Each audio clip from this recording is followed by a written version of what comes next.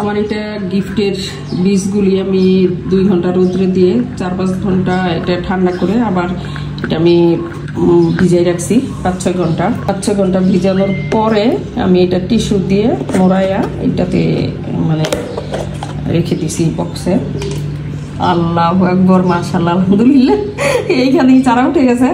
তো কি কি চারা উঠছে তা জানি না। শিকড় এই যে একটার সাথে 3 দিন বলছে রাখতে, এখন এমন ভাবে শিকড় বের হয়েছে যে এই যে এখন কোনটা শিকড় কোনটাতে গিয়ে আটকা পড়ছে।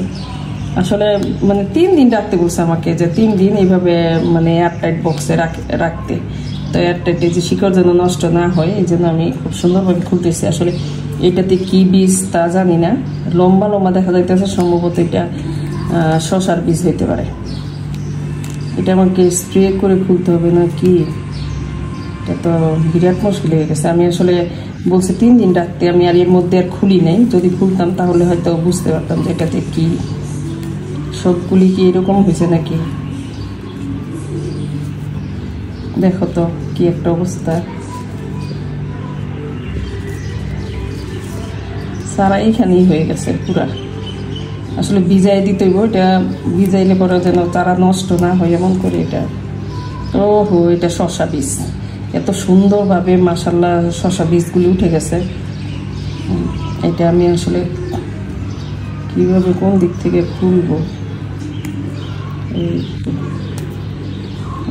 চারাই উঠে গেছে পুরা প্রত্যেকটা। আচ্ছা, এটা এইভাবে থাকলো। শসা বীজ আমি এটা নিয়ে বসাই দিব ছাদে।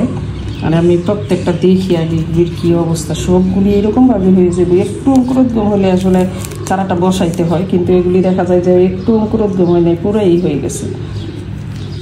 এটা হচ্ছে ঢেঁড়সেরটা ঠিক আছে। এটা আমি ঢেঁড়সেরটা বসাই দিব। এটা থাক এইভাবে। আসলে অনেক গরম পড়ছে, আমি কিচেনে রাখছিলাম এই জন্য। এই যে এটা ঠিক আছে। এইটা হচ্ছে বরবটির।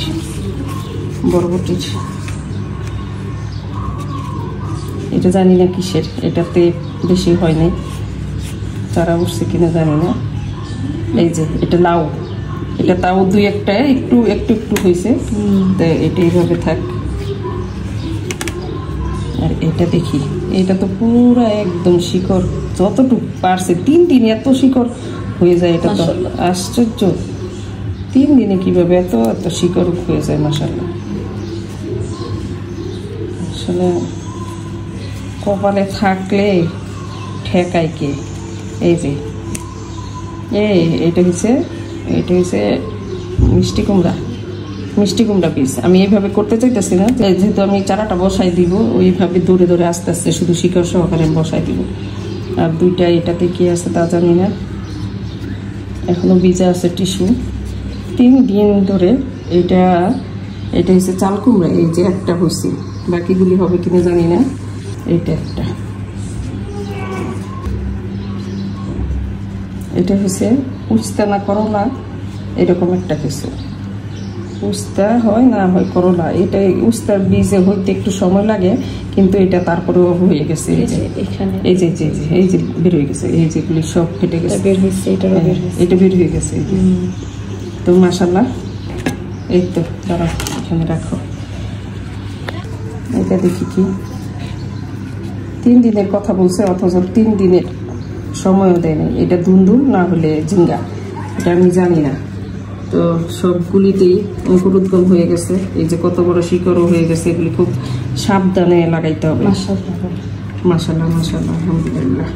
এটা পুরো শসার বীজ, দেখো কি অবস্থা হয়ে গেছে। যে ঢেঁড়সের এগুলি আজকের মধ্যে লাগাই দিতে হবে। যে বীজগুলি দিছে আমাকে, এগুলির ফলন না হওয়া পর্যন্ত বুঝবো না জাতটা কেমন, যেহেতু আমি জানি না এটার কি জাতের দিছে সব। তো আমি এগুলি সব আগে দেখি, লাগাই, পরে ইনশাল্লাহ ফলন দেখে বুঝবো যে কি আসলে।